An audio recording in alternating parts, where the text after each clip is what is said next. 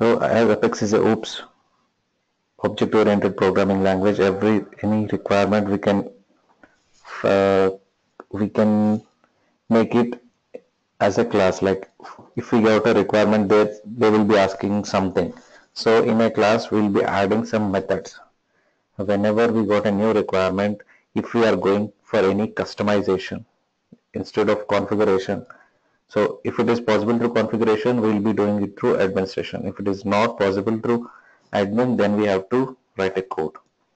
So in that code, whatever we are writing, if any logic is required, backend logic, that should come into your class.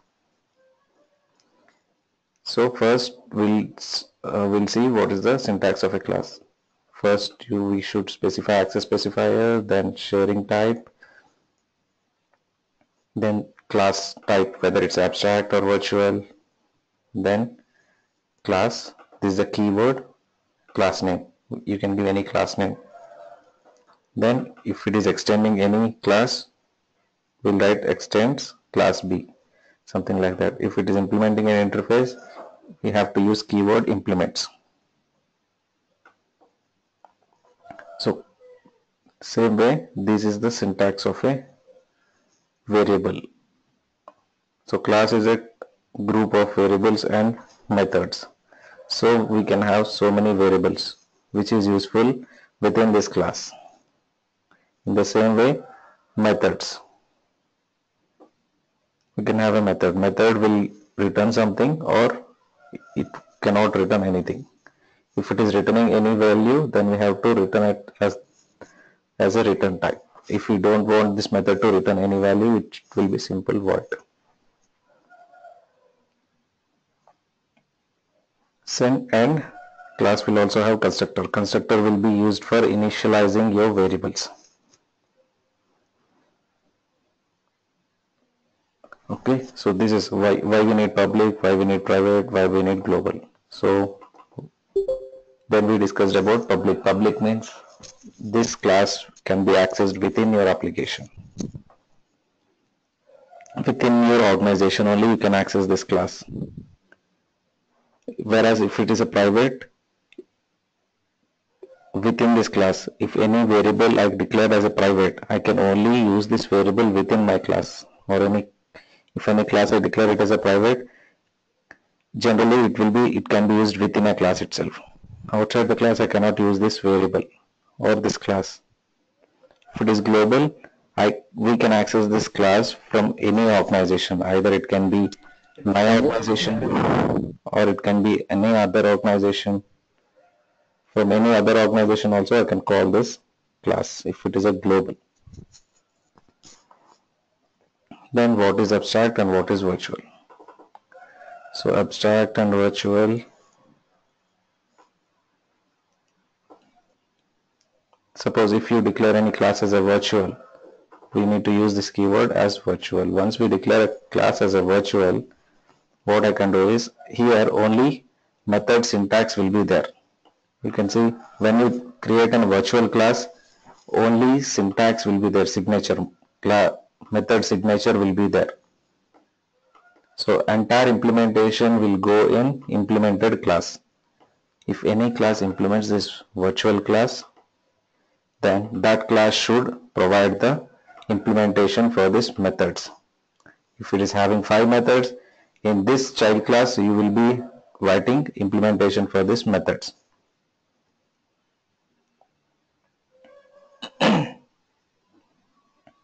So if this method, if you are not following this standard, then what will happen is generally developers will keep on adding their own methods, everything. You don't want to happen that. So instead of that, you will just declare a class syntax and method signatures in a virtual class. Then others can use this as a standard one. Whenever they are implementing this class, they will provide implementation according to the requirement.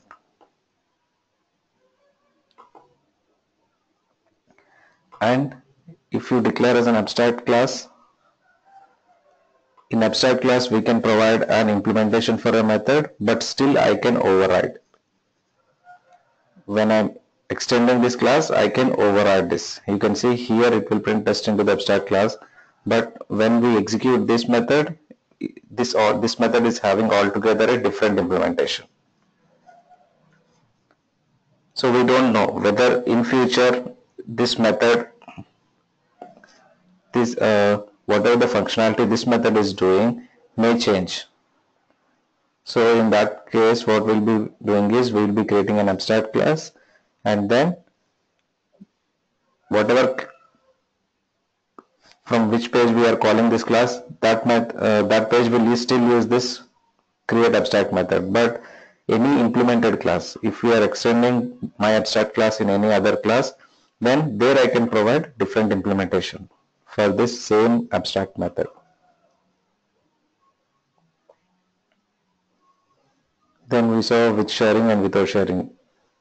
What is with sharing and without sharing? Generally, whenever any class or any class is called from an end user, suppose end user is creating a record, there we are using some custom functionality. Whenever this piece of code is called by any end user, generally Apex won't consider current user permissions.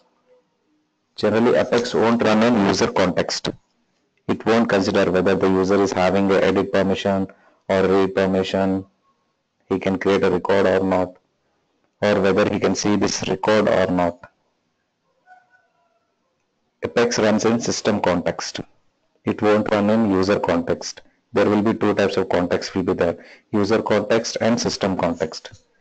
System context won't consider any current user permissions. So if it is user context, then it will check whether this user can access this record or not. In administration, whatever we done, there every time it will run in user context. But when any piece of code is executing, it won't consider user context. It will it will run on system context. So whether you want to run this class on user context or system context, we have to decide it. So we'll be deciding. If you write a keyword with sharing on a class, it will run in user context. Then all current user permissions will be applied on that class. If you are running a query, if I'm having accessibility to that record, then only I can see it. Otherwise I cannot see it. So all the permissions it will apply. Whatever a piece of code is there within that class, it will apply all current user permissions. If it is a without sharing, it won't consider any permissions. If you are having the accessibility or not, still you can execute a code. If you don't mark anything, if I write a class like this, by default it will consider as a without sharing. If I don't specify anything, I have to specify, then only it will consider as a with sharing. So default for a class will be without sharing. It won't consider current user permissions. Okay, that's what we discussed, and then we just saw some examples. You told like sharing and without sharing. If you specify the access modifier, then it will consider as a with sharing. Yes, we have to specify. And what does that mean by user context and system context? What does that mean? Suppose a user will have role, right? Depending upon his role hierarchy or depending upon OWD settings, he can see the records, right? Right? Yeah. If it is a private, I can only see my records. Okay. That is there, right? In administration.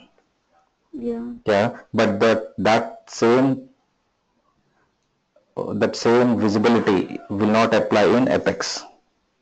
So in Apex also we can see records. We will see how to execute that. We will run a query and we'll get a records. Okay. So in that records, whether you want to show all the records or you want to show only records which is visible to me. Generally, we saw it, right? When if it is a private, I can only see my records. You can see only your records, right? But the same record I can view it through Apex. I can write a simple class In that class, I can fetch a record, I can show it to the end user. So the end users can still see the record if you are using any Apex class to show a record in a Visualforce page. But if you try to view the same record through standard Salesforce UI, right? If you open a record and if you want to see that record, if you are not having access to this record, it will show insufficient privileges. But that won't happen in Apex.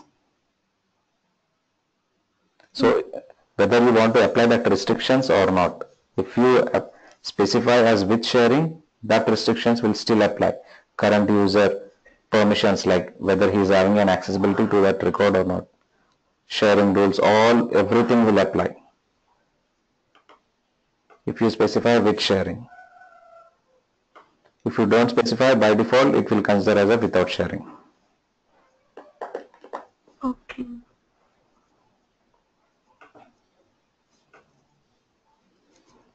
Then the class, it will be like this. Then this is a simple class. Here we took like, this is a class, this is my class, addition class, and in this class there are three variables, A, B, C.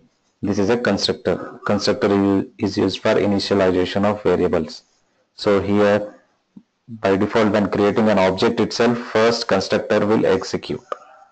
Whenever we creating an object, first constructor will execute. Here you can see when the constructor is evaluating. Let me show you detail explain.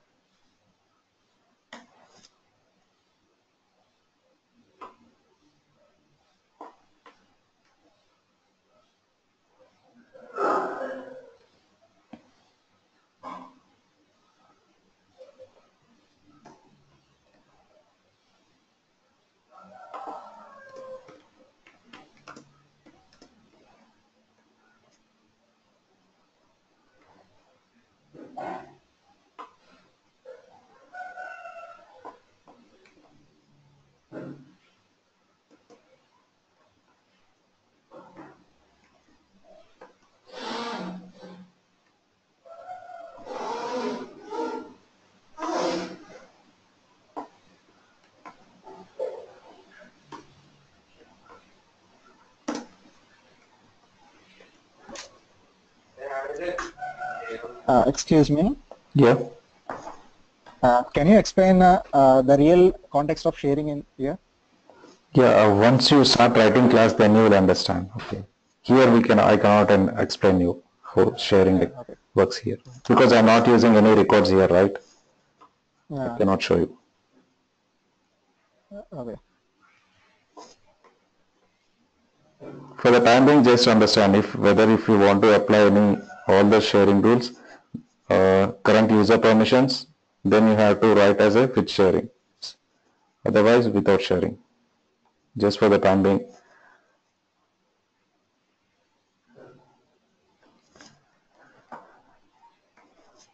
PC.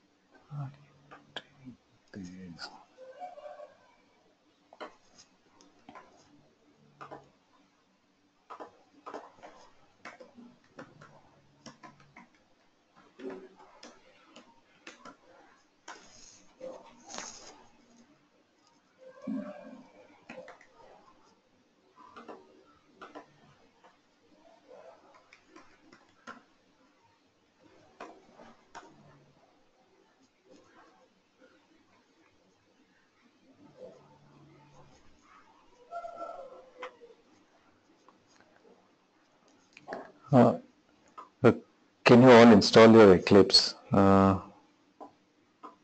is a website from where you can download Eclipse. It's straightforward. This is a website, Eclipse download. If you go here,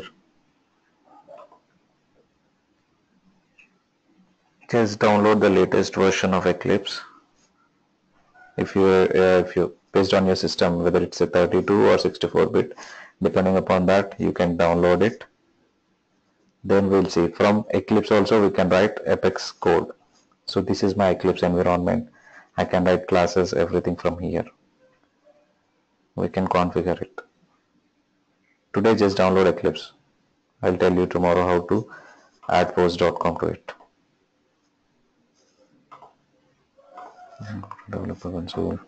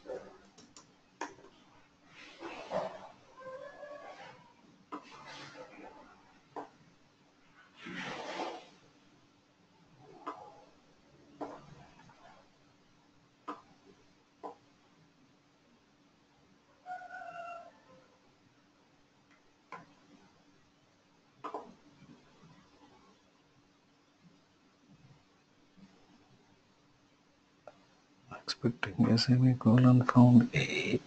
If any error is there in your code, it will show here problems. In 8th line, we are getting some error.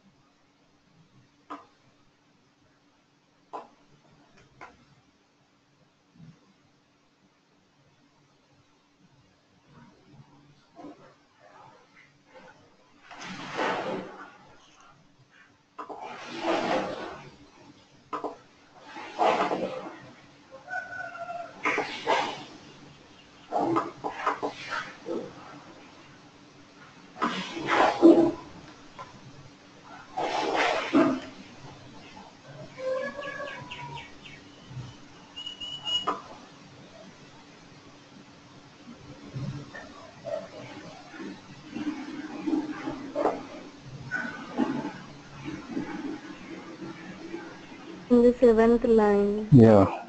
So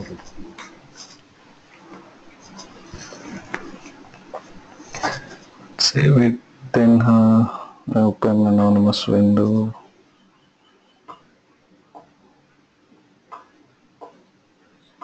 Then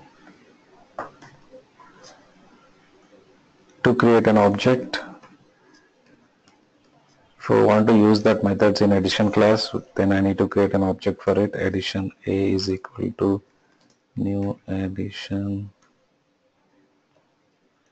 So here you can see I have two types of constructors. We have two types of constructor. One is non-parameterized constructor and parameterized constructor. It's up to us what type of object you want to create. If you use a non-parameterized constructor, then we'll see what is the result.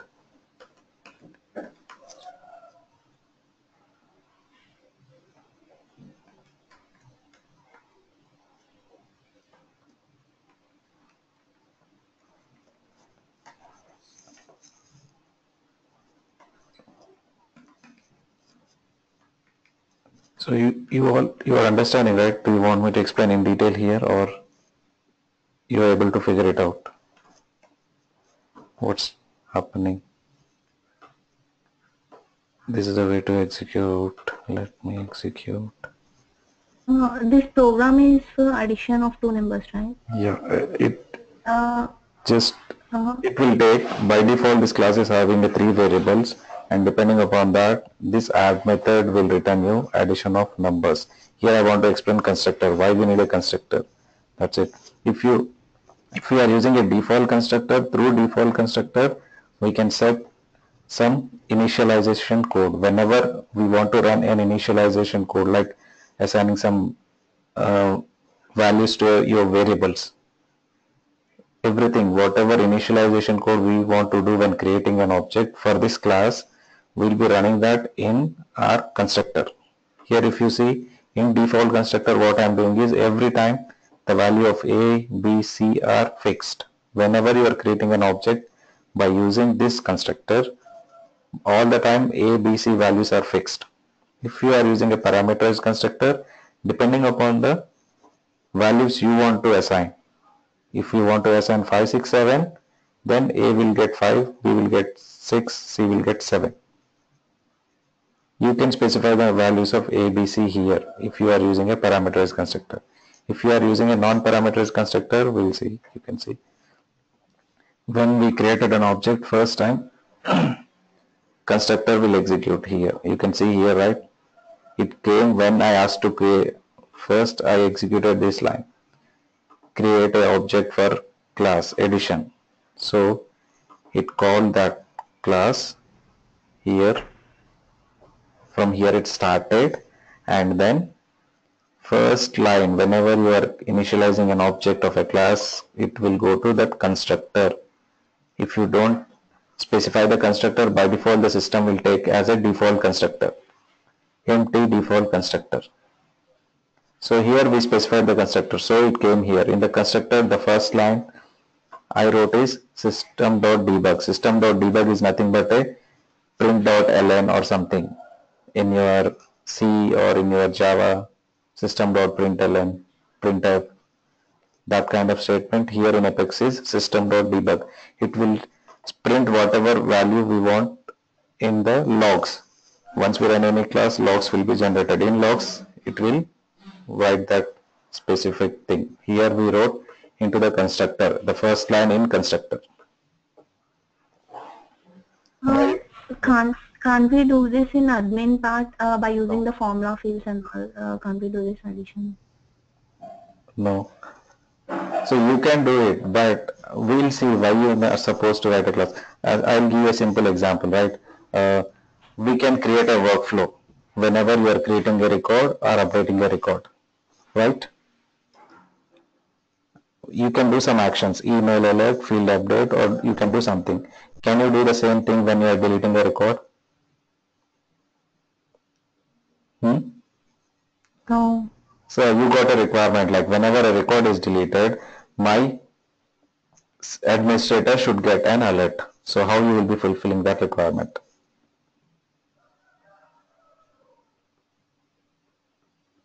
So that is not possible with administration, right? Yeah. Yeah.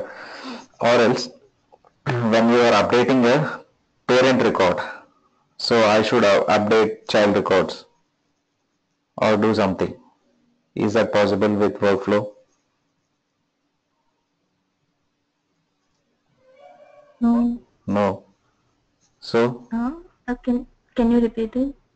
when I'm updating a parent record, it should update all the child records. So in cross-object formula, can we use a child record, right? Can I use it?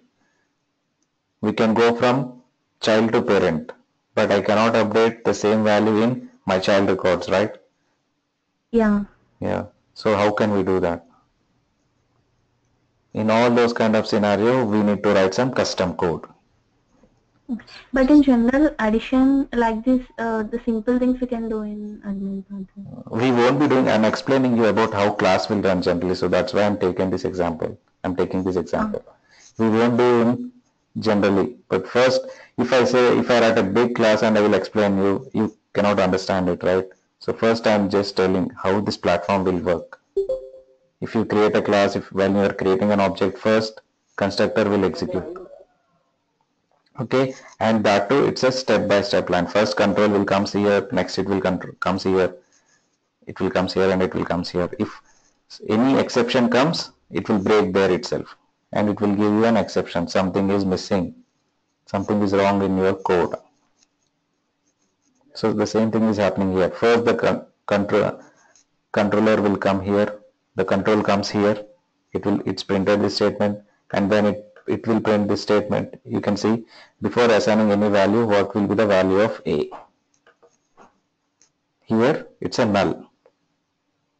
Why? Because we didn't assign any value to A here, right? If you just declare a variable, then by default it will be a null. We need to assign some value to in that variable, then only the variable will have a value. Before assigning, it is null. Once you assign the value, then A value is now 3. In the same way, before assigning a value to B, it's a null. After assigning it, its value is 4. The same thing, right? We might have learned every time when you are creating a variable, there will be a memory allocation. You might have read this in Java and everything, right? The same thing will happen here. See, here the value of B is null. Then when we are assigning a value to B, it allocated some memory, some 4 bytes. Some 4 bytes. Light. 4 bytes. The same memory allocation, everything will be happening here, but we won't be considering anything. Why? Because the platform will take care of it. We don't need to do any garbage collection. We don't need to do anything here in Apex. Platform will take care of it. So after assigning a value of C, it's assigned it to 5. Then I called a add method here. You can see here, right? Add addition.add. So then it executed this part. A value is 3, B value is 4, C value is 5, and then after adding all those values, it's printing me. I'm assigning it to a result. So now the result is having 12. If you come here, you can see result is because why? Because this method is returning some value. This method return type is integer. Here you can see add method will return me an integer. So this entire thing will give me some value. I need to assign it to a variable. There should be some variable, and that too the return type it expecting is integer. So I should assign it to an integer.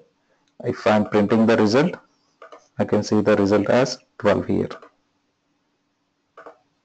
So the entire execution will be like this. It came into constructor. First line is executed, next. Then we ask to add it, and after adding it, I am printing it in a debug. Is the value. If you use this, if you run with parameterized constructor, if I pass,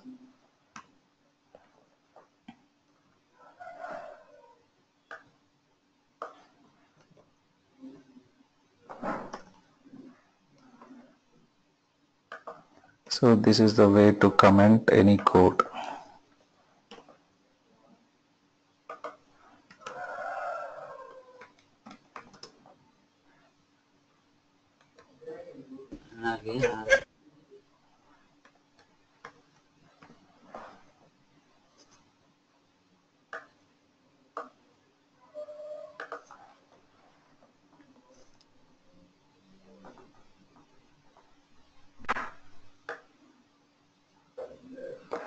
So here now first constructor is executing, same thing. Now instead of executing the default constructor, here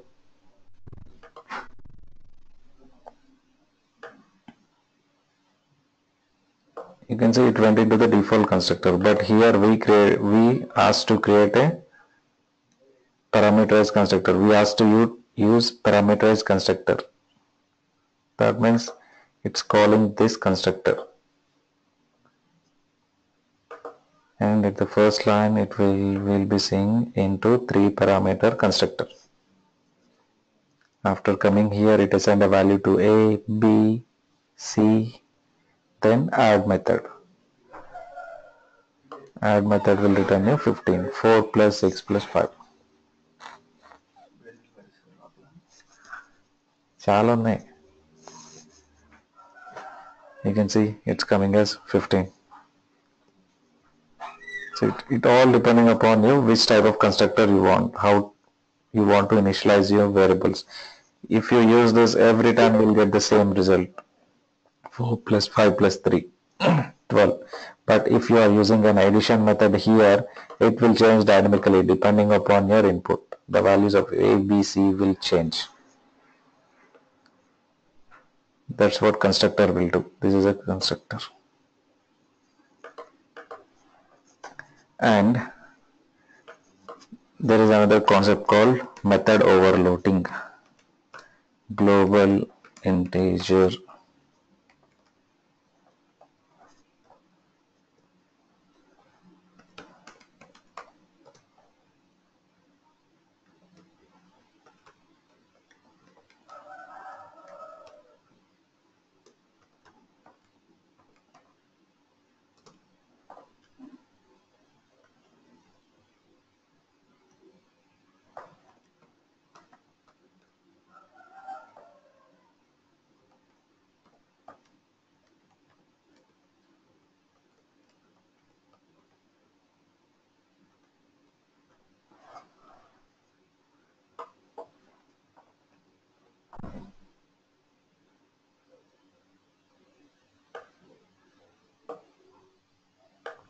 So you can see this is the same method, add and add, but it's not, it's a non-parameterized method, but it's a parameterized method.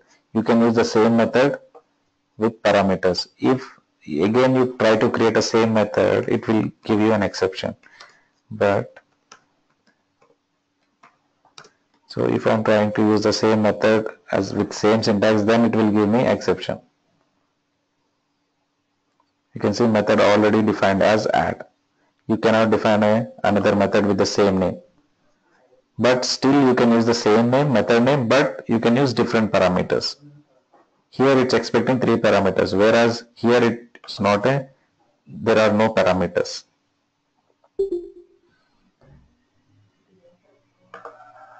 So now when we are calling a method here, instead of like this, if I call 6, 7,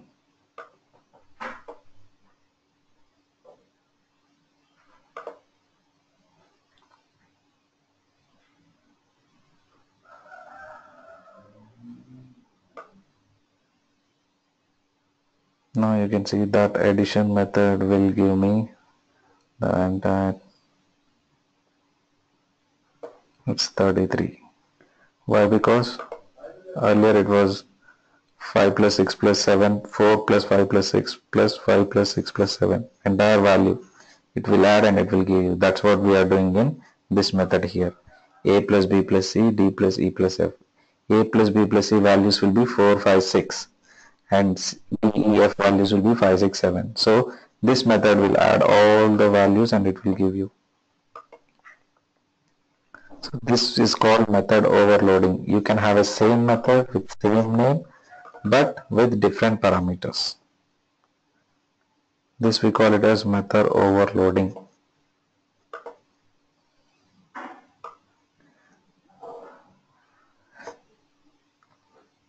Okay, then we'll see data types. Oh my god.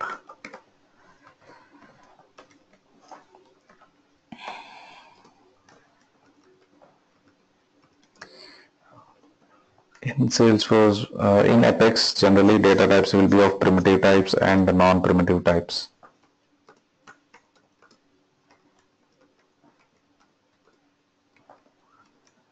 Non-primitive types. Primitive types are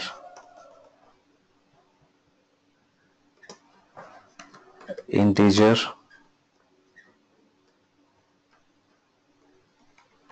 string, boolean,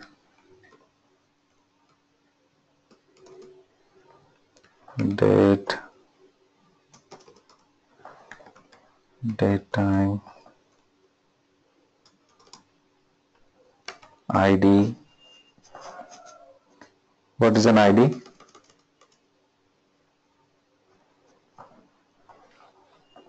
What is an ID?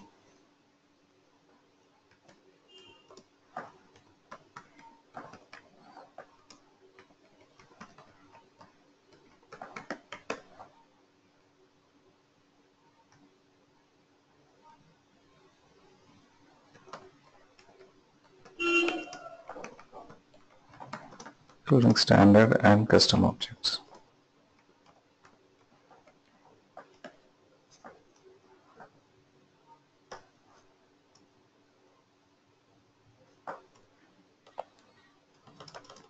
Integer only will have different types like decimal, long. So everybody knows, right? If you declare any variable as an integer, it will take numbers 1, 2, 3. I think there is a limit from 2 power.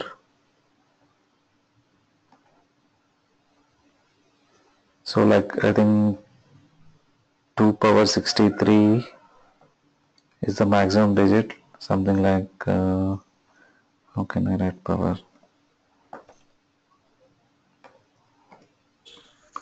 2 power 63 to maximum positive digit is 2 power 63 and maximum negative digit it will allow is minus 2 power 63 minus 1. So the maximum number of integers you can assign any maximum integer value is 2 power 63 and minimum value is minus 2 power 63 minus 1. So integer can hold any value until 2 power 63. Any negative value until minus 2 power 63 minus 1. So decimal is nothing but like 1.5, 1.6. These are all decimal values. If you want to hold any decimal values, you need to specify that particular data type of a variable as a decimal.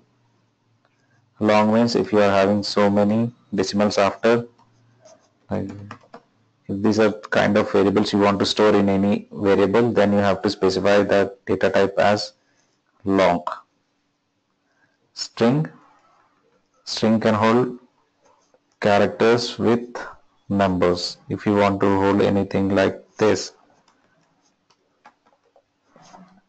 you want to assign some Ravi 1, 2, 3 to any variable, then you have to declare the data type of that variable as a string. Something like string yes, name will be your variable. Now for this name you can assign any string variable value like this. It will accept both characters and integers together, varchar. So whenever you are assigning a value to a string, you should use single quotes. You can see here single quotes. If you are assigning a value to integer, no need to use quotes. If you are declaring a variable, something like integer I or number is my variable name. For this number, I can assign anything. I can assign it directly like this. Whereas if I am assigning a value to a string, I should use single quotes. Okay, boolean, it can hold either true or false. Date value, you can assign a date value, something like 12/12/2016. So to create a date, we will have already predefined class called, there are date class and date methods are there. Date.new instance. Generally we'll use this method. This method will take 3 parameters. First will be date, next will be month, and next will be year. If you specify like this, it will create a date and it will assign it to any integer, any date variable. Date t. So now this d will have a date called 12/2/2015. To assign any date to a date variable, we will be using this method. We cannot use a string, so date method we have to use. In a date, date is a class. In this date class, there is a method called new instance. If you pass month, date, year, it will automatically create a date for you and assign it to the variable. In the same way, date and time also we have standard class, date time. Date is equal to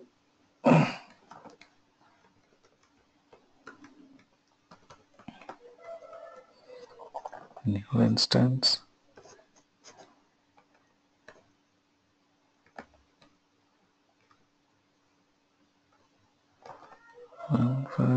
comma, we need to specify time, hours, minutes, seconds. So depending upon that, then it will create a particular date. 2015.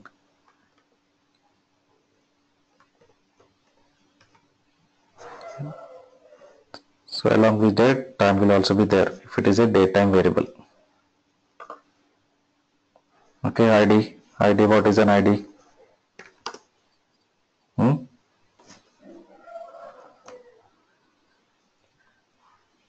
Did anybody remember ID?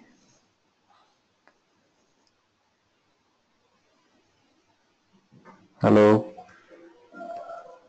Each record will have Unique ID, auto number.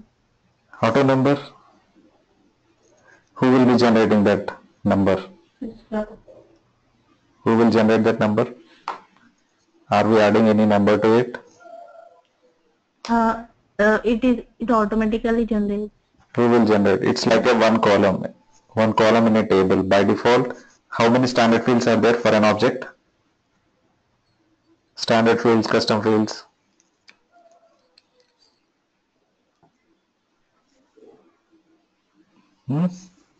What are standard fields? Come on.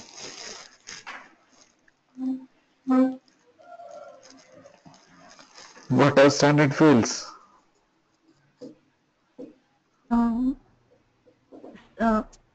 Standard fields are Any other? You are only answering my questions. Anyone other than you? What are standard fields? Standard fields are created by Salesforce. Created by Salesforce means? Means Those the are fields created. which After we keep editing, those are not what we create, the fields which we not create. Okay, can I enter any value in standard fields? No. Those are read-only fields, right? What are all those? Created by, last modified by, owner, name, And name, right? These are the 4 standard fields. Along with that, there will be ID. ID is also a standard field. For each record, okay, whenever I am creating a record in Salesforce, it will create one record ID, right? I told you. Take any record, if it is an account record. This record can be identified by this unique record ID. Okay, this is the record ID. Whenever you open a record, this 15 digit or 18 digit is your record ID. So this ID we can, at the back end, we can use in, I can store it in any ID data type. Either you can assign it to a string or you can assign it to ID. Both will work. But it's recommended to use ID data type instead of assigning it to a string. Okay.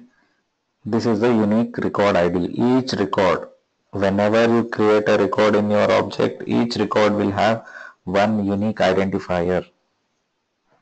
That is an ID. That ID we can, at the back end, if you want to assign it to any variable, then you have to specify the data type as a record ID. Okay. And along with this, all objects, whether it's an account, contact, patient, or it's a lab, or all the objects are my data types. I'm too fast today. No, I explained everything, right? Here I went through all the class and entire definition, then I started and angry too. It's nothing like that.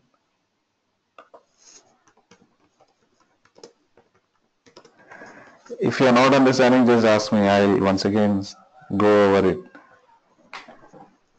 So I'm, as usual, I'm not any angry or I'm not going too fast. Did you understand? Did you are not following anywhere? I can go over it. Who is one?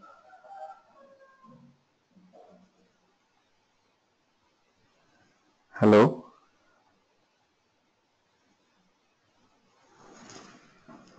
We already missed 2 classes, and when we listen the today's section right now, Section. we are unable to catch you. Which part you didn't follow? Tell me. That addition part you just told with that constructor and overloading. We don't know about that system.debug until and unless that Anushree asked about is it similar to system.println in Java. Yeah, it's like a print statement. That's it. Whatever, whenever we are executing, if you want to check logs, if you want to see what the value of this variable, or if you want to print something, just will use system.debug. That's it.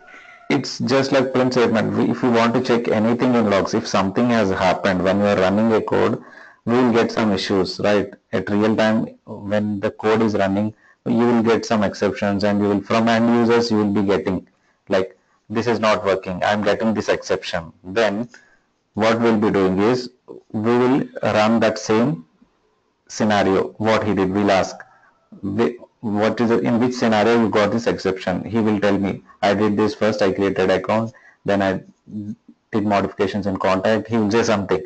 You will reproduce the same issue. You will do the same following steps, whatever he did. Then at the back end, we can check logs. As an administrator, I can check logs. Okay, when the user is running, at the back end, logs will be generated. So when we are checking logs, if you write any debug statement, it will be easy for us to debug the code. So for debugging purpose, we'll write debug statements. So when we are running that code, some exception will come. So at the particular time, what will go is, at the back end, we'll generate a logs for that user, and we'll go through the logs. When we go through the logs, if we see this debug statements, then we'll get to know, okay, might be this value is coming as null, so that's why we got exception. It will be easy for our debugging purpose. So that's why generally we will write very less debug statements in our code. In development phase, we will write debug statements because we don't know how the system will behave. So once the development is done, we will keep only debug statement. Those are useful, which are useful for debugging the code. So when debugging this code, we can easily see which variable is causing me some exception or something. So that's why we'll use debug statements. And also you are looking at the flow of the program. Can you show us that the flow of the program where we have to see that? Yeah, when you run any anonymous code, okay, these logs will generate.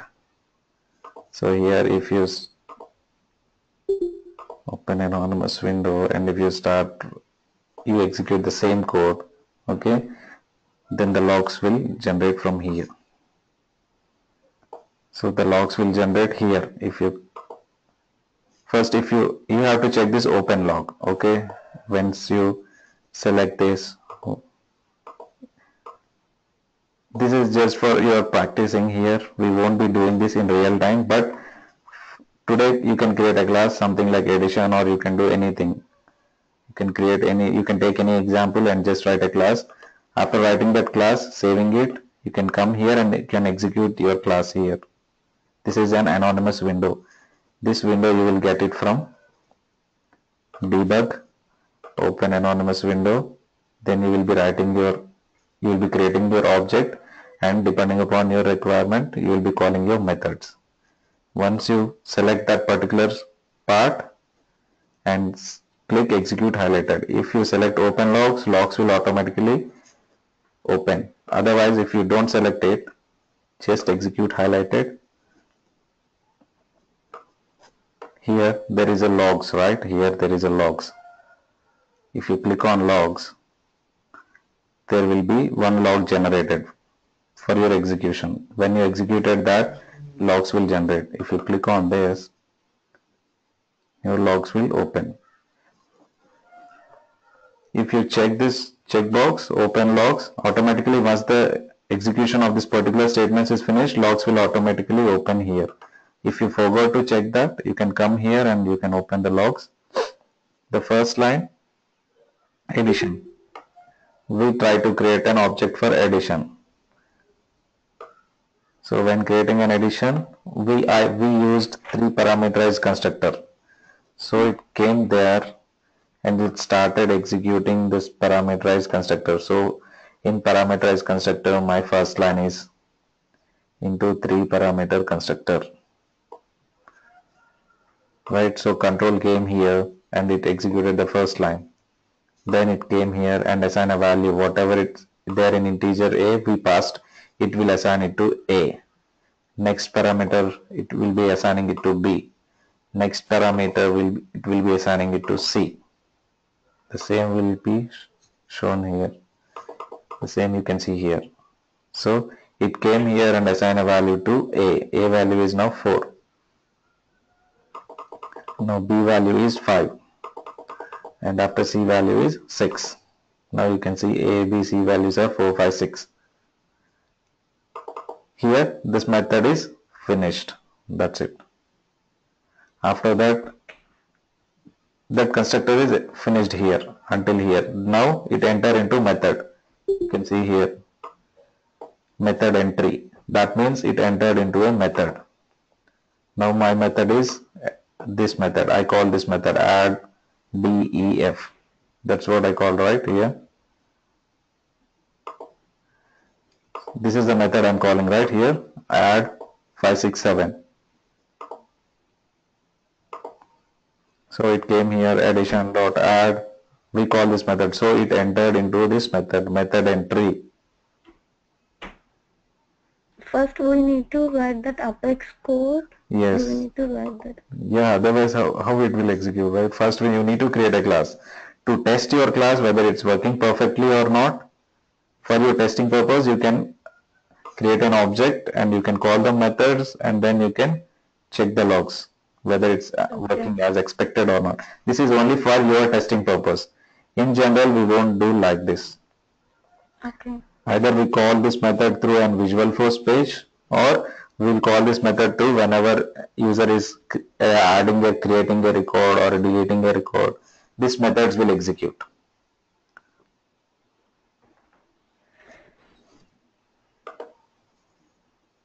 So after it entered into method, it will calculate something and finally it exits from this method.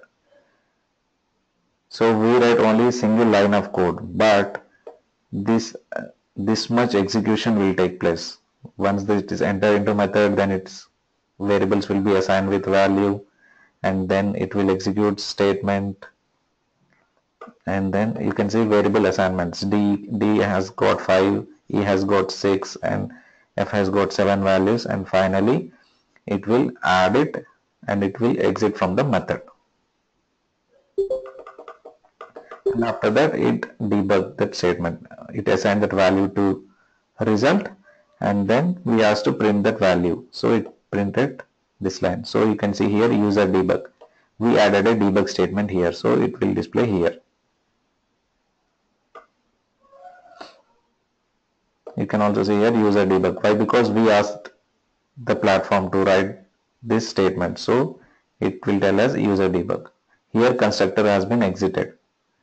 Constructor entry you can see here.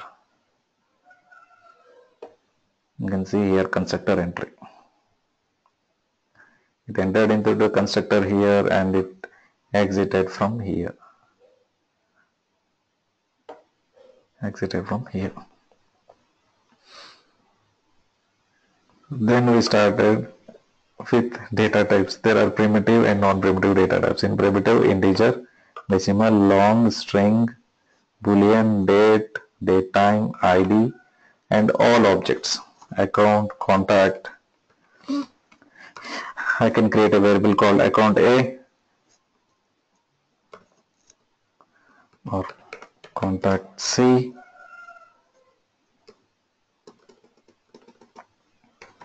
Opportunity O, all are my variables. So A can hold one account record. Okay, C can hold one contact record. Only single contact record. Opportunity can hold single opportunity record. Okay, so through UI we'll be creating account or something, right? The same way I can create an account record from Apex also. If I want to create any record from Apex, what I'll be doing is, so instead of going through UI, I can create a record from here. So account A is also like a class. Account is also like a class. So I'm creating a new object for account. You can see here, new object. Object will have variables, right? So here for this class, variables are nothing but fields. Account is my class. So now I can add name.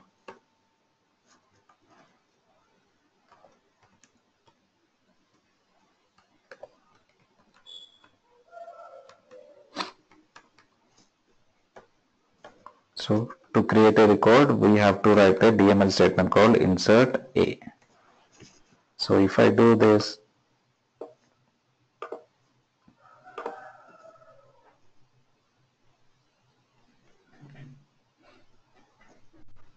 so this is an anonymous script. So I started here,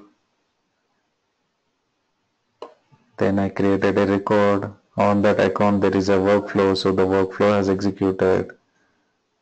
Finally a record will be created. Let me show you. This is the record ID. Account record.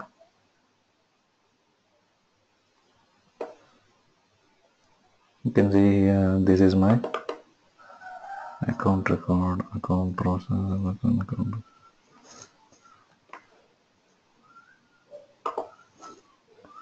So if you go to account,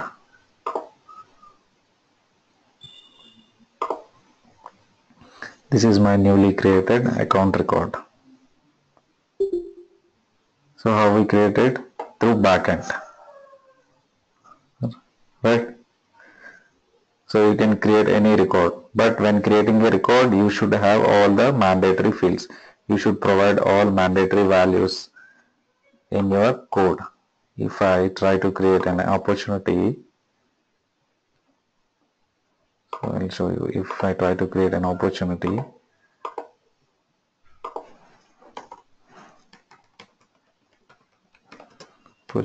O, new opportunity,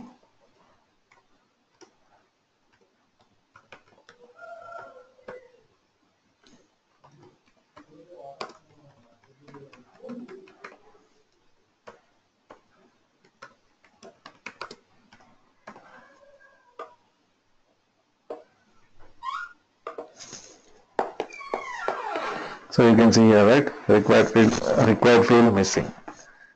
Why? Because to create an opportunity record, we should provide all the mandatory fields. Here I'm not providing stage name, and here I'm not providing close date. So that's why it's giving me exception. It's a DML exception.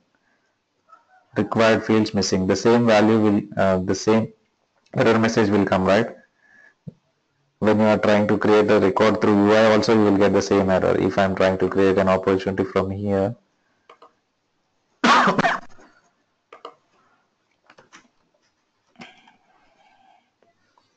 try to save.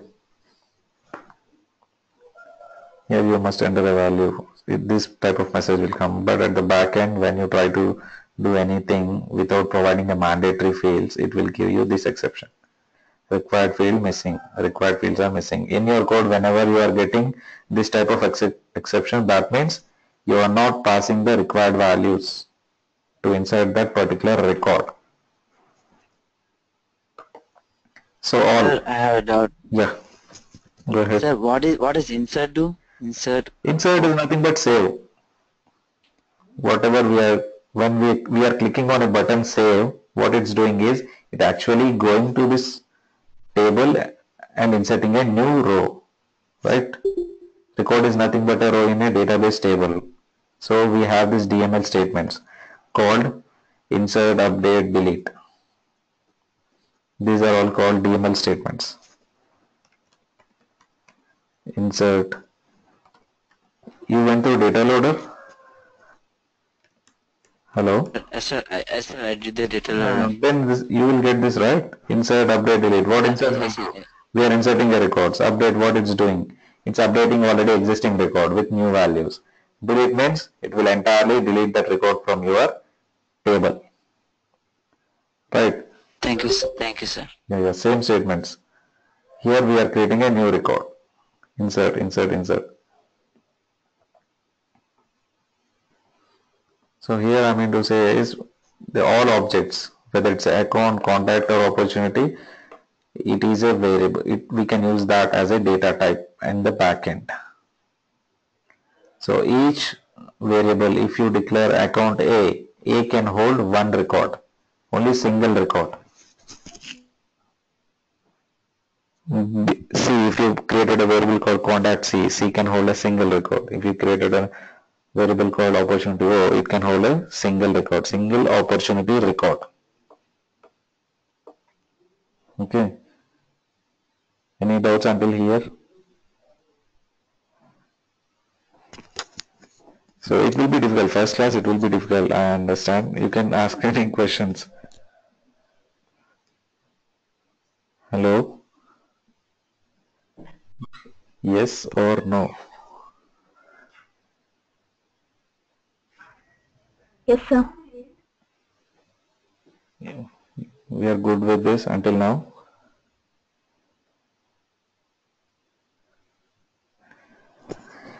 Okay. Non-primitive data types means user-defined types. These are user-defined types. We'll see afterwards.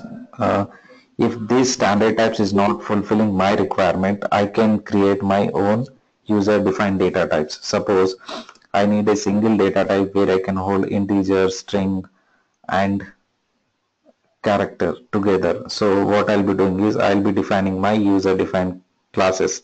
I can create a class. In that class, I can define a class. In that class, I can have my own variables. Integer A, string S,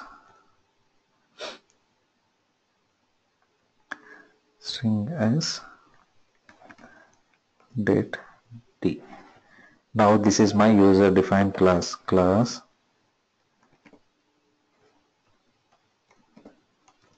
This will be a little bit complex. Try to understand here.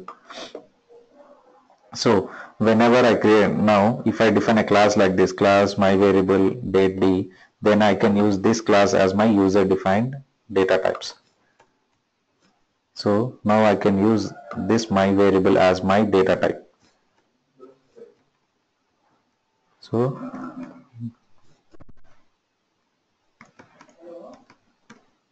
my variable var. So now this var data type is my variable class. So in this my variable, We can assign a value to an integer, I can assign a value to string, I can assign a value to date. Are you understanding? Here, whatever is there, date D, only it can hold date. But whereas this variable, this variable is having another three properties. Those are integer, one is string, and one other is date. So all these three I can assign it to my variable. This now my var can have one integer value, one string value, and one date value. These are user defined class. These are non-primitive types. Non-primitive types. Any user defined class variables, we call it as a non-primitive types. Primitive types means standard one.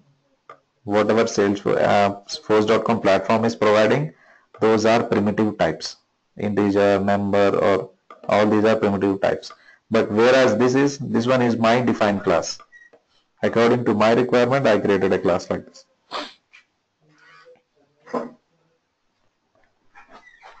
Okay, this is a non-primitive means we define our own variables. According to your requirement, you can create a class, and this, whenever you are using this class as a variable, this variable can hold different values, one integer, one string, and another date.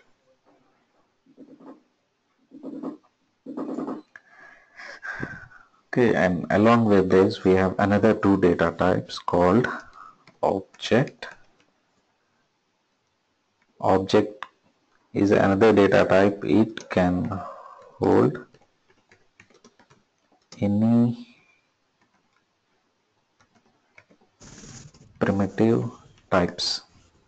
That means if I declare a variable as object O, then I can assign a integer to it, or I can assign a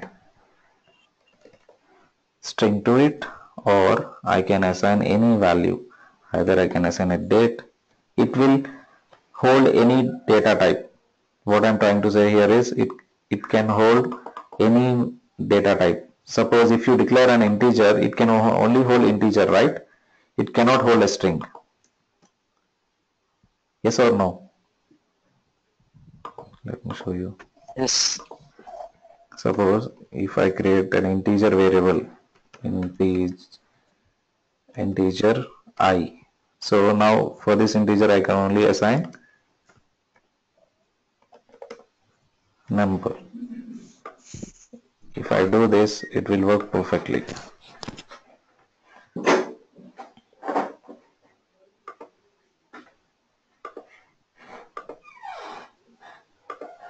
If I do that, it works perfectly. But when I'm trying to assign a string here, you can see illegal assignment from a string to an integer. What I'm trying to do, I am trying to assign a string to an integer, right? Why? Because we declare this integer I as a integer type, so it cannot hold that value. But if you use, instead of that, if you use an object, this is another data type, it can hold any value.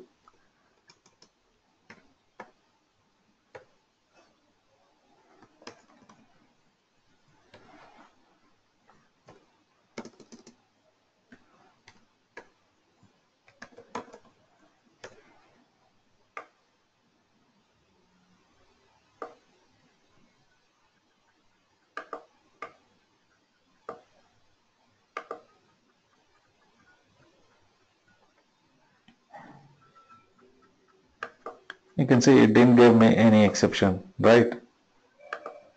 It didn't give me any exception. At this instance, object O is holding this value, WRR character. At this instance, it's holding number. So object can hold any data type, any primitive data type values. Whether it can be an integer, I can assign it to object. Whether it can be a number, I can assign it to object variable. Anything it will. It can hold any type of variable values. If you see, if I write a debug statement here, at this particular instance, it will hold characters.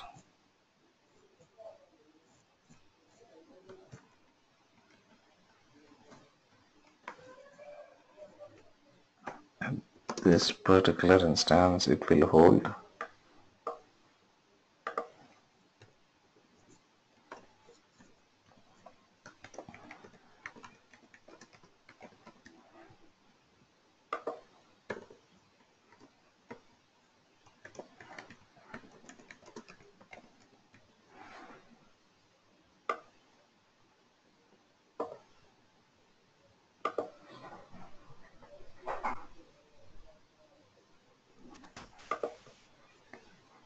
now you can see we can create an object at this particular time. Object O is holding a value called WERR. Once that statement is executed, again it's holding a value of 1, 2, 3, 4, 4. So object can hold any data type value, only single value. It cannot hold multiple values. If you assign a 1, that's it. It can only hold integer. If you are reassigning it, then it will take the new value as a that particular variable value. The old value will be gone. It won't save that old value, previous value. Did you understand this object concept? Object is a super data type where it can hold any data type value. You can assign any data type value to object. Okay, in the same way we have another object called as object. If it is a normal data types, integer, boolean, date, id, everything can be assigned to object. When you are dealing with objects, then you have to assign it to S object. You don't know what is the type of S object. So S object, now S can hold a new account. I can assign a new account here, or S can hold contact here. Anything, any object, whether it is a standard or it's a custom, anything it can hold.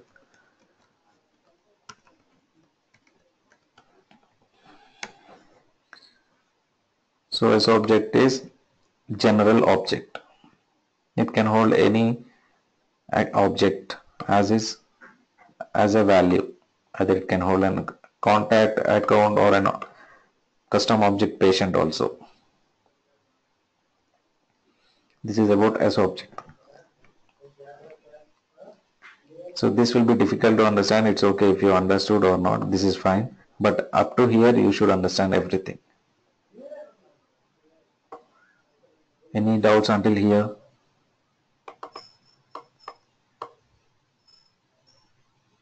Any doubts until here? No. Okay.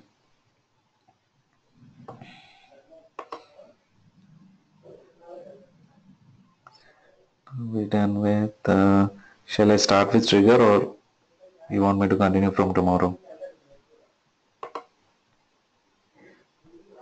Hello? Next one is trigger.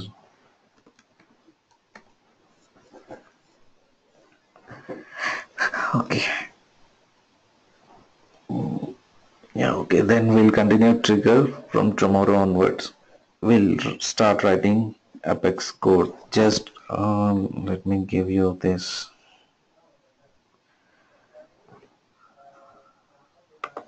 So there is a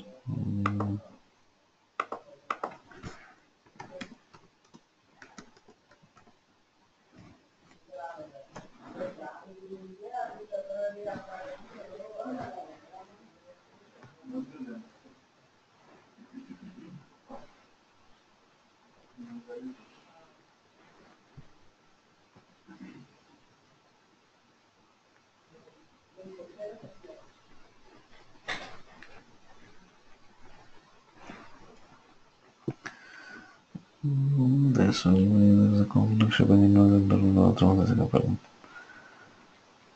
no, this is very big guide.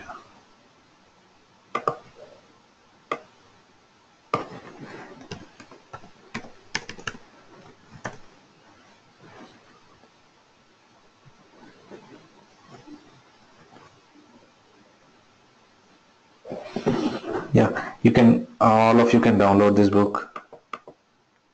Okay, just download this book, Apex Workbook. Here, first it will tell about orientation, then language fundamentals. Until now, whatever we discussed, what is the syntax and how it will work. So just download this book. See primitive data types and variables, classes, interface, SObjects. What is SObjects?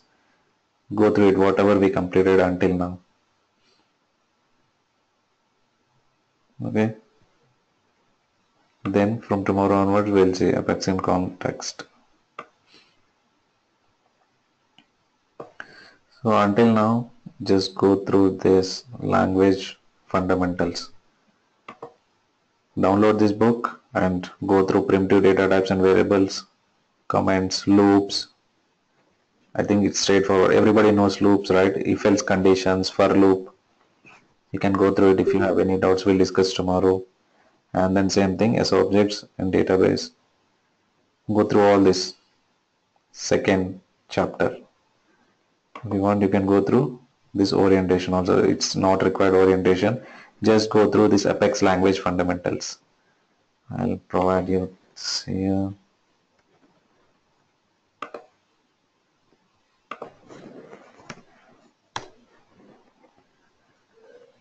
I provided you the link. Download the book and just go through this second chapter, Apex language fundamentals. Get back to me if you have any doubts.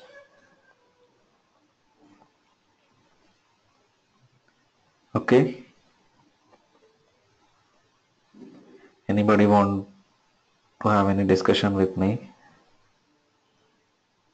today or tomorrow?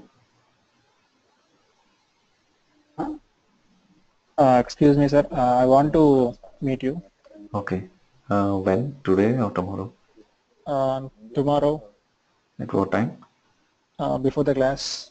Okay. Okay, we'll meet at 6:30. Okay? Yeah, okay. Yeah, my time 6:30. I think it's 7 for you. 6:30. Yeah. Okay. Sir, I would like to meet you tomorrow. Tomorrow, is it fine at 11 or 11:30 is fine for you? My 11:30. 11:30 in the morning. No, yeah, my morning. I think that will be 12 o'clock for you. So it would be today, right, for me? Today, 11:30. Yeah, I can do that. No, I mean, I would like to meet you tomorrow. Tomorrow, yeah, tomorrow is also fine. Tomorrow also morning 11:30 for me. That means it will be 12 for you. Okay. Or 10. Or 10 o'clock is also fine for me. How about evening 6:30? Evening 6:30 tomorrow. It will be Friday. 6:30 is not possible. I can make it 7:30 if it Okay, works for yeah. you. That means I think 8 for you, I think. Yeah, fine. Yeah. Okay. Your name? Taruni. Okay. And what's your own name? Another one? 16? Sai Raj. Okay. Yeah, we'll meet you. Sairaj and Tarani, we'll meet tomorrow then. Yeah. Thank you. Bye. Good night. Bye.